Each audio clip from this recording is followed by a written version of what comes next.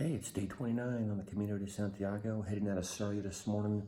I'm getting on the road, or at least leaving the albergue at 6:30 in the morning, looking for my cafe for my coffee. All right, first light shot, back in the valley, where Sarriá is. About an hour and 15 minutes outside of Sarriá. Got some pretty good climbs up this morning. Coming out of here, sun's about to come up. I think I'm gonna pause in this cafe. I think I'm gonna have a nice sunrise view from here. All right, sun is finally up enough for me to give you some trail shots. I don't think I'm going to get a sunrise pic today because there's forest all behind me, but we'll see. Just off the side of the trail. About an hour and 20 outside of Sarriá. By the way, you have a couple climbs coming out of Sarriá. First one's just a little slap in the face to wake you up. The second one's a pretty strenuous climb, but it's not that long. And if you've come from St. John, you've done far harder. But then after you finally get on top, I had a nice long level walk through this canopy type with the trees hanging over the trail. It's really beautiful. Now I've been in it a while, but the sun's just finally up high enough where I can get video of it. I did in a cafe just a while back, I did run into Karen, Raphael, Emily, and somebody else. Sorry, Jack from Australia. They all had gone past Sarriá, but they start out hiking usually a little later than I do, so I caught up to them. They're probably right behind me. And everybody's starting to think about an end plan, which is kind of ironic because a lot of people who are only hiking that last 100 kilometers, today's just day one for them. But for the rest of us, you know, it's somewhere around the fast people. It might even be day 27, and some people it's day 32, anywhere in between there usually. And we're all making end plans for what day we're going to arrive and stuff. And I think I'll either arrive October 3rd or 4th, and I'll definitely spend an entire extra day. I think Gordon, who I really want to see finish, I'd like to see him again. I think he's a full day behind me. My good friend who I really like, Yuha, I haven't seen him since Leon because I stopped for 2 days and he continued on, but I think he might take a day off or two and I might get to see him. I'm not sure if I will or not. So it's important to me to see those people who I've become friends with finish. It really is.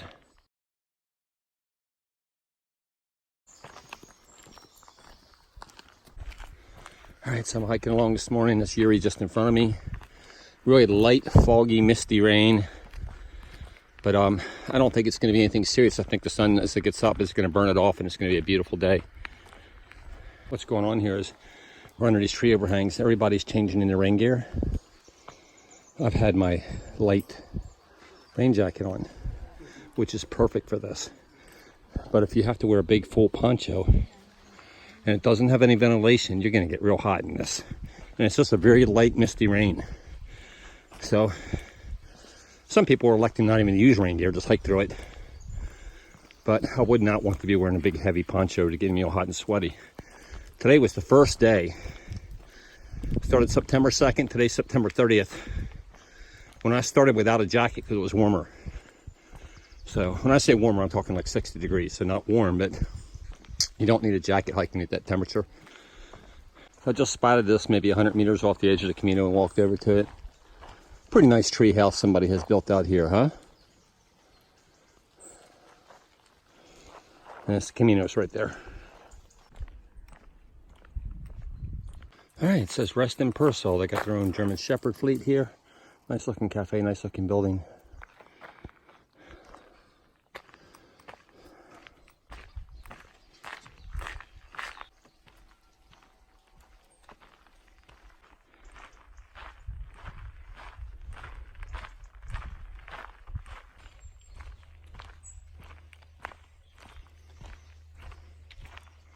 Hola.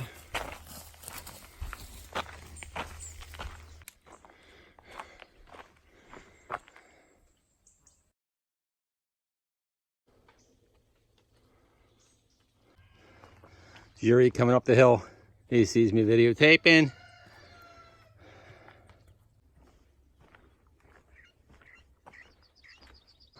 Thinking this is the town of Morgatti. Remember now, we're inside 100 kilometers, or almost. Time to get 2 stamps per day, but I'll get mine later. All right, it's 9:30. Fog still hasn't lifted, but I feel confident it will. All right, little cafe in this town, which I'm not even gonna attempt to pronounce.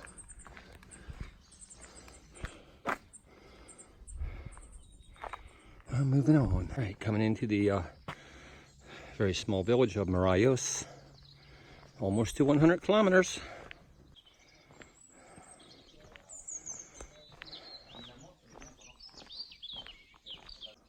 This little cafe area out back. And a little church in the town of Marayos. All right, so this is the coveted 100 kilometer marker. That means I have 62 miles to go. And this is where you need to start in order to be eligible for Compostela. Yeah. I predicted the fog is lifting pretty well now as it's warming up. There's a nice little breeze today though, keeps you cool. Temperatures are perfect today for walking.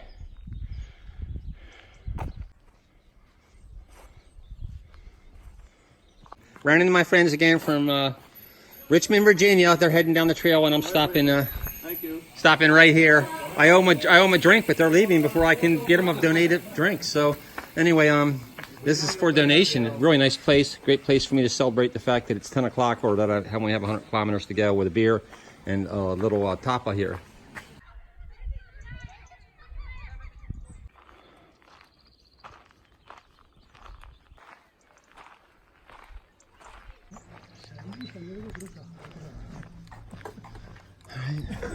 A lot of shells for sale. Remember, a lot of people just started in Sarriá.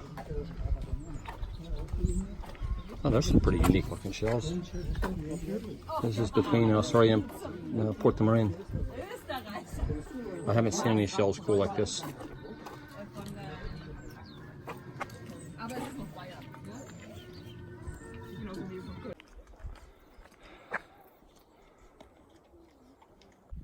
All right, coming down the hill, I believe that's the town of Portomarin.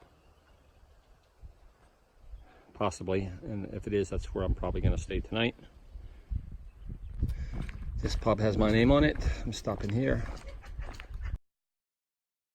This is what a typical pit stop for the pilgrims looks like. Most of us are moving on to Portomarin today, and it's only 3.5 kilometers, so that's just less than an hour's hike for all of us. So some of these people you probably recognize from our previous videos. Karin sitting over there. It's Raphael standing up with a backpack on. Jack to the right there from Australia with the hat on backwards. You can't see his face. That's John from New Zealand. That's Emily over there in the all black sitting at the table. These people here to my left I don't really know, but I've seen them along the way. So anyway, typical pit stop at about 11 o'clock in the morning. At the 100 kilometer mark, there was a bus pulling up and letting off very young children that are hiking the Camino, and you know, it changes your experience. They're on the trail with you now, so I guess some of them, as you can see, are quite young, probably middle schoolish. Got to share the trail here, so moving over.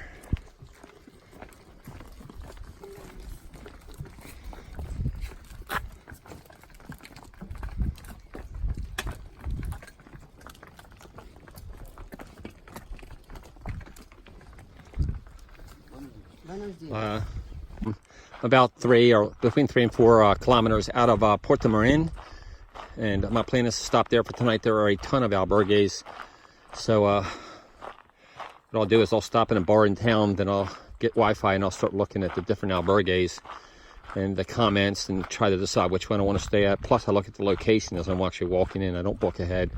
Last night in Sarriá, I really liked the albergue. It was in a great location. There were 12 beds in my room, and there were 3 different rooms. One of the beds in my room was never occupied all night. And in the other 2 rooms, I know there were empty beds, but I don't know how many. So that's the status so far today. So there is a lot of cattle along the trail. And just remember, if you get out here and you're in a very desperate situation and you don't have any water, there is milk in those cows. Make absolutely sure that you know the difference between a cow and a bull. Seriously though, talking about water on the Camino, I never carried more than 3/4 of a liter of water on my on my front holder here. Yeah, that was all I ever carried. This is a liter bottle, but I've changed bottles a couple times along the trail, but this one I never fill up more than halfway, and it's worked out fine. I have hand carried a Gatorade if I knew I was coming out to a long stretch with no water. I've hand carried a Gatorade that I was drinking as I walked the first couple kilometers, and then just held on to the empty until I got to a trash receptacle. But I never actually carried more than 3/4 of a liter of water, and that worked out fine. Now, if I was hiking in hotter weather, it would have been different. I would have had to carry more water. And off on the side here, waiting for the tractor to go by because there ain't no room for me in the tractor. And yeah, so I do try to make sure I drink a little bit out of the bottle every half hour, even if I'm not thirsty. All right, entering the village of Valacha.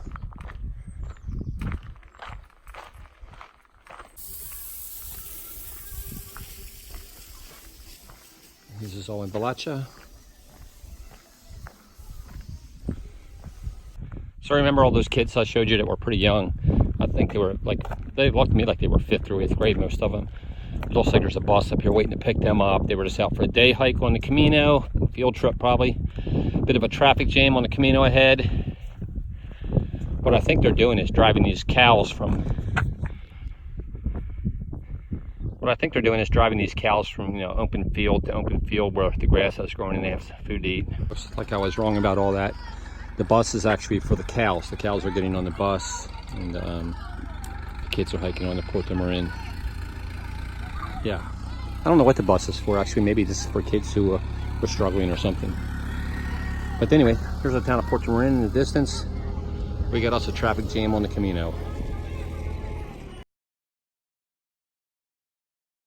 That little town you see over there, that's where I was showing you the pilgrim pit stop, where a bunch of us were stopping and having coffee or beers. The trail splits after that. All the cattle and the kids went to the left. I went to the right.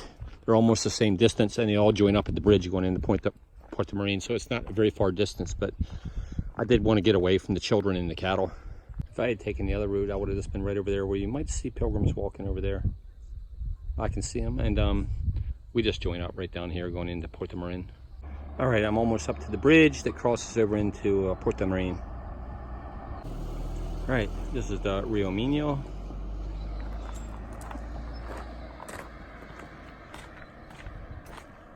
Oh, pretty nice wide river. Boats out there.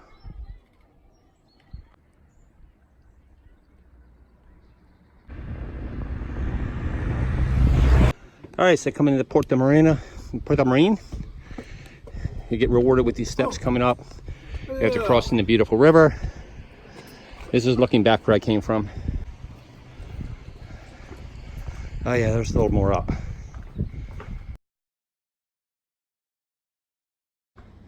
All right, so I'm at the 6:45 and in Portomarin. I don't have an albergue yet. The first one did turn me away to a fully reserved, and they sent me up the street to albergue Novo Porto, but I'm waiting for the girl to come back. She stepped out a minute to see if there's a room available here for me. So I'm here at 12:35. I left at 6:45. I think I said a little earlier, but I had breakfast right outside the albergue and then actually got rolling. So we're going to pretty much right at 6 hours for the hike today, and the distance 22 kilometers today. So it's between 13 and 14 miles, I believe. All right, I did get a place in Novo Porto. You walk into a kitchen. They have a nice kitchen here in the dining area. Shoes, poles go right there. Ladies' room on the right. Men's area here. They do have a shower. 2 showers. And here's what the bedrooms look like. It's a little dark in here right now, but I did score a bottom bunk because I'm here early. All right, this is what the place looks like. Pretty small, but it's got everything I need. Electrical outlets right there on the floor.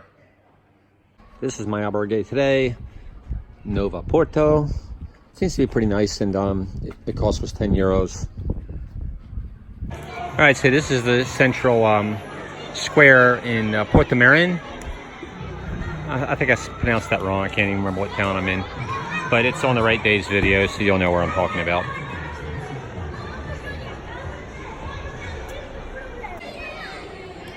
Pretty lively spot. A bunch of the younger kids are out playing after school.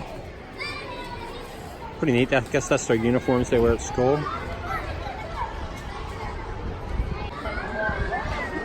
Well, the cafes extend quite a bit into this town. These are all just pilgrims here. That's Ander over there from Sweden. He was on a few episodes ago. Pretty much all pilgrims chilling out after a long day hiking. It's about 4:30 in the afternoon. We all go to bed about 9:30, so it doesn't go late. So I'm having dinner here, and I'm eating alone, but that's my choice. I could have ate with other pilgrims. The restaurant is called El Italiano, and that's the English menu down on the bottom left. You pick a first, a second, and it comes with bread and drink, dessert, or coffee. Cost is €9. I'll show you what it looks like. So my first course is spaghetti bolognese. My second course is the mixed salad. That's tuna on the top. All right, so I'm going to leave you today with a few shots as the sun is getting ready to set of the beautiful town of Portomarin.